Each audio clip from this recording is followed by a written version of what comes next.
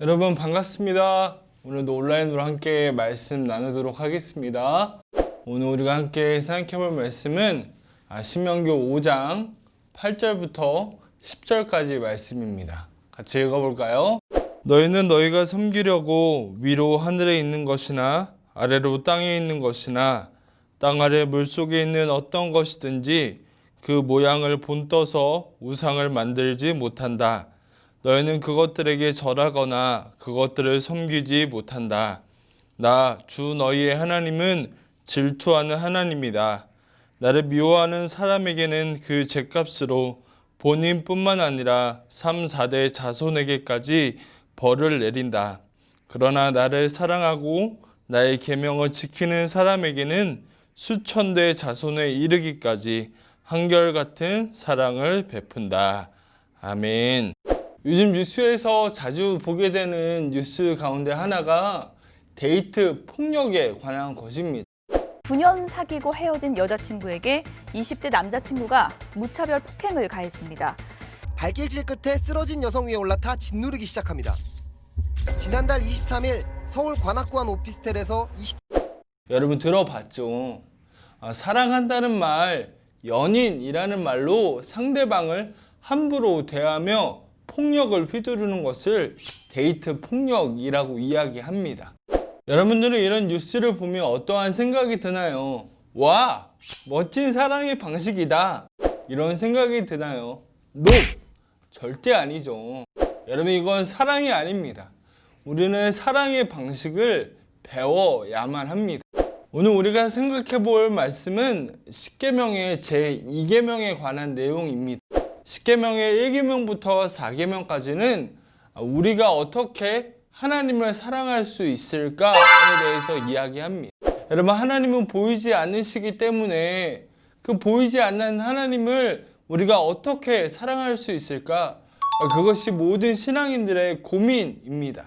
그런데 우리와 사랑하고 싶으신 우리 하나님께서는 그 사랑의 방법을 직접 가르쳐 주셨습니다. 친절하게 눈높이 교육, 그것이 바로 십계명의 1계명부터 4계명까지의 말씀입니다. 이렇게 하면서 나와 사랑하자 라고 말씀하시는 것이죠. 여러분 십계명은요 법이 아니고요, 우리와 사랑하길 원하시는 하나님의 마음이라고 할 수 있습니다. 여러분 우리는 회사를 다니고요, 학교도 다니고요, 공부도 하고요, 여러 가지 일을 하면서 참 정신없이 살아가고 있습니다.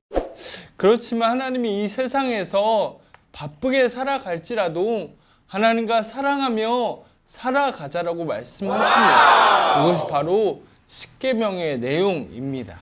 여러분 사랑을 배우지 않으면 데이트 폭력처럼 잘못된 사랑의 형태가 나타난다라는 겁니다. 우리가 하나님을 사랑하기 위해서는 하나님이 가르쳐 주신 대로 그 사랑의 방법을 배워야만 합니다. 여러분 우리가 지난주에 1계명에 대해서 생각해 보았죠. 기억하죠? 1계명의 핵심은 무엇이었나요? 하나님과 가까이 하는 것, 하나님과 동행하며 살아가는 것, 이것이 하나님을 사랑하는 첫 번째 방법이었다라고 우리가 지난주에 생각해 보았습니다. 오늘은요, 하나님이 가르쳐 주신 하나님과 사랑하는 방법 두 번째, 제2계명에 대해서 생각해 보려고 합니다. 우리 8절부터 9절 앞부분까지 말씀을 같이 읽어볼까요? 너희는 너희가 섬기려고 위로 하늘에 있는 것이나 아래로 땅에 있는 것이나 땅 아래 물속에 있는 어떤 것이든 그 모양을 본떠서 우상을 만들지 못한다. 너희는 그것들에게 절하거나 그것들을 섬기지 못한다. 아멘.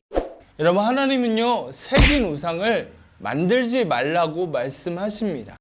그 목적이 하나님을 섬기려고 하는 것이라 할지라도 하나님의 모양을 닮은 형상을 만들어서는 안 된다라고 얘기하십니다.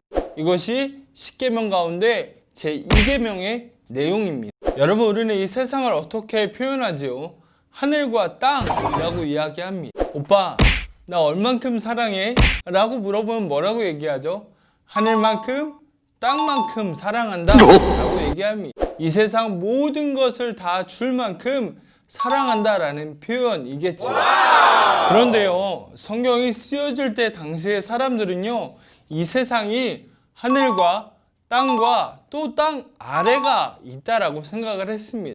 그래서 이 이계명이 이렇게 얘기하는 거예요. 하늘에나 땅이나 땅 아래에 그 어떤 형상도 만들지 말라고 말입니다. 이 말은 무슨 말이냐면 이 세상 전부 어느 곳에서든지 하나님의 모양을 닮은 형상을 만들어선 안 된다라는 이야기입니다. 여러분, 하나님이 왜 이렇게 말씀하셨을까요? 왜 이것이 하나님을 사랑하는 방법이라고 이야기하셨을까요? 오늘 그 말씀을 같이 생각해 볼까요? 결론부터 말하자면 하나님을 내 마음대로 하지 않는 것, 하나님을 내 소유라고 생각하지 않는 것, 이것이 사랑의 방법이다라고 이야기하고 있습니다. 여러분, 점을 보러 가는 사람이 있다라고 생각해 봅시다. 자기가 원하는 대로 듣고 싶은 말을 해주면 뭐라고 하죠? 용하다 라고 얘기합니다. 그런데 자기가 원하는 답을 해주지 않아요. 내가 원하는 대로 답을 주지 않으면 돌팔이다, 가짜다 라고 얘기를 하는 경우가 있다라는 겁니다. 옛날에 한밤에 정한수를 떠놓고 기도를 하던 여인들의 모습도 마찬가지입니다. 내가 원하는 대로 이루어 달라고 온갖 정성을 쏟는 것입니다. 내가 원하는 것을 이루어주면 그 대상이 하나님이든 부처든 알라든 상관이 없다라는 겁니다. 그 누가 됐든지 내가 원하는 것을 이루어질 도구가 있으면 된다라고 생각하는 것입니다. 신이 누구인가, 내가 경배하고 섬기는 대상이 누구인가가 중요한 것이 아니라 내가 원하는 소원을 이루어주는 도구만 있으면 내가 돈도 쏟을 수 있고요, 내 시간도 쏟을 수 있고 내 정성을 다 쏟을 수 있다라는 겁니다. 신을 내 것으로 만들어서 내 인생을 돕는 자로 삼겠다라는 것이지요. 이계명의 핵심은 바로 그것입니다. 하나님을 그런 식으로 소유하려고 해서는 안 된다는 것입니다. 여러분, 하나님을 소유하고 형상으로 만들어 놓고 안심하는 것입니다. 내 눈에 보이지 않으면 불안한데 내 옆에 있으니까, 내가 소유하고 있고 내 눈에 보이니까 안심이 된다라는 것입니다. 그런데요, 여러분, 이것은 사랑의 방식이 아닙니다. 그리스도인은 하나님을 소유하는 사람이 아닙니다. 우리가 하나님의 소유가 되는 것, 이것이 바로 신앙의 핵심이라는, 하나님은 우리에게 말씀하십니다 라고 말입니다. 여러분, 우리가 하는 기도도 같은 이유에서 생각해 볼 필요가 있습니다. 여러분, 우리는 왜 기도할까요? 내가 하나님의 것이 되기 위해서 기도합니다. 하나님이 주인이심을 인정하기 위해서 기도합니다. 내가 하나님의 백성이 되기 위해서 기도한다는 것입니다. 하나님의 뜻과 하나님의 마음을 알기 위해서 우리는 기도합니다. 여러분, 이것이 기도의 본래의 목적이고 우리의 기도의 이유이어야 합니다. 여러분, 그런데 우리는 어떻게 기도합니까? 하나님께 뭘 맡겨놓은 사람처럼 구하기 시작합니다.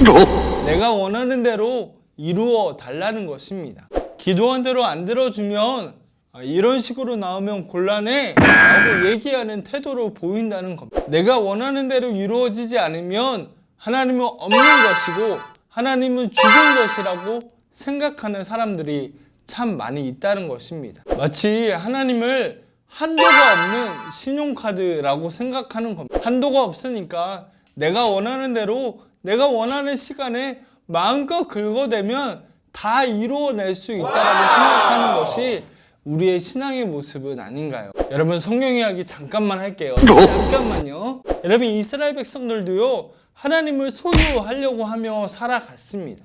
사무엘상에 보면 법궤 이야기가 나옵니다. 법궤가 무엇일까요? 언약궤라고도 이야기하는데요. 그 안에는 3가지가 담겨 있었습니다. 광야에서 매일매일 내리던 만나, 그리고 아론의 쌍난 지팡이, 그리고 십계명의 두 돌판이 그 안에 담겨 있었습니다. 이 모든 것은 하나님과 이스라엘 백성들과 깊은 연관과 관련이 있는 중요한 물건들이었습니다. 아무튼 법궤는요, 하나님이 여기에 계시다, 하나님의 임재를 상징하는 물건이었습니다. 그런데 이스라엘 백성들이요, 이 법궤를요, 미신처럼 사용했다는 겁니다. 내가 가지고 있으면 전쟁이 이기고 이것을 다른 나라가 가지고 있으면 우리가 전쟁에 지게 된다라고 생각하는 겁니다. 그래서 그 법궤를 가지고 오려고 애썼다라는, 하나님과 함께하기 위해 애쓴 것이 아니라 이 법궤를 미신과 같이 여기면서 이것을 내가 소유하고 가지고 있으면 무엇인가 안정감을 가지고 든든한 마음을 갖기 위해서 이 법궤를 가지기 위해 애썼다라는 것입니다. 하나님의 백성 이스라엘도 하나님의 이와 같이 생각했다라는 것을 성경은 이야기하고 있습니다. 여러분들은 왜 신앙생활을 하고 있습니까? 내 인생을 성공하게 해주고 우리의 가정을 잘되게 해주고 내가 원하는 대로 이루어주는 좋은 플래너 하나 둔 것으로 생각하고 있지는 않습니까? 전국까지 보호장, 어려울 때 도와주는 생명보험, 이런 걸로 생각하고 있지는 않습니까? 주식을 투자하듯이 내 인생을 위해서 내 시간과 에너지와 돈을 투자하는 거라고, 그렇게 하나님을 소유하는 거라고 생각하고 있지는 않습니까? 주식을 내가 소유하듯이 하나님을 그렇게 소유하려고 하고 있지는 않습니까? 여러분, 지금 교회가 사회적으로 참 어려운 시간들을 보내고 있습니다. 이럴 때 어떠한 생각이 드나요? 에이, 잘못 투자했네. 내가 다른 데 투자해야 되겠다. 안 되겠다. 이러한 생각을 하고 있지는 않습니까? 여러분, 제가 너무 극단적으로 이야기했을지도 모르지만요, 우리가 하나님을 믿고 신앙생활하는 이유를 분명하게 다시 생각해 볼 필요가 있다라는 겁니다. 이 10계명의 2계명은 그것을 이야기하고 있습니다. 우리가 하나님을 사랑하는 방식을 설명해 주고 있다는 것입니다. 내가 하나님을 소유하는 것이 아니라 하나님이 나를 소유하시는 것, 내가 하나님의 백성이 되는 것, 이것이 하나님과 우리가 나누는 사랑의 방식이라고 이야기하고 있습니다.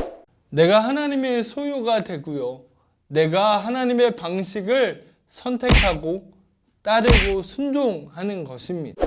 시간도 하나님의 방식대로, 나의 재정도 하나님의 방법대로, 나의 에너지와 열정도, 나의 모든 진로까지도 하나님의 방식을 선택하는 것이 바로 그리스도인들의 모습이라는 것입니다. 여러분, 이것이 하나님이 우리에게 원하시는 사랑의 방식입니다. 하나님이 이렇게 사랑하기를 원하세요. 한 번에 되지 않지만요, 우리의 신앙의 방향을 그렇게 잡는 것입니다. 하나님을 소유하려는 것이 아니라 내가 하나님의 소유가 되는 것을 훈련하는 것입니다. 여러분, 기억하세요. 신앙은 결론을 내는 것이 아니라 방향을 설정하는 것입니다. 한 주간 살아가면서 이 말씀을 잘 기억했으면 좋겠습니다. 내 신앙의 이유가 무엇인지, 나는 어떠한 마음과 생각으로 하나님을 믿으며 살아가고 있는지를 생각해 보아야 합니다. 내 신앙의 이유와 목적이 무엇이었는지, 나는 하나님의 소유가 되고 하나님의 뜻과 하나님의 방식을 구하고 선택하면서 그렇게 믿음을 살아가고 있는지를 우리가 점검해 보아야 할 것입니다. 그렇게 한 주간을 살아가면서 이 2계명의 내용을 기억하며 하나님을 소유하는 것이 아니라 내가 하나님의 소유요, 하나님의 백성이 되어 그분의 방식과 그분의 뜻을 선택하는 그런 믿음의 사람들이 되어지기를 축복합니다. 사랑하고요, 한 주간도 우리 말씀 기억하며 있는 자리에서 우리 멋지게 살아갑시다. 여러분, 광고가 있습니다. 특별한 광고는 없고요. 계속해서 월요일부터 수요일까지 온라인 성경 읽기가 팀 링크라는 어플로 진행이 되고 있습니다. 2명, 3명의 청년들이 들어오고 있는데 여러분 시간 구별하셔서 같이 성경 읽기 했으면 좋겠습니다. 이번 주 생일자는 없고요. 여러분, 한 주간도 잘 지내시고 다음 주에 또 온라인으로 만나도록 하겠습니다. 안녕.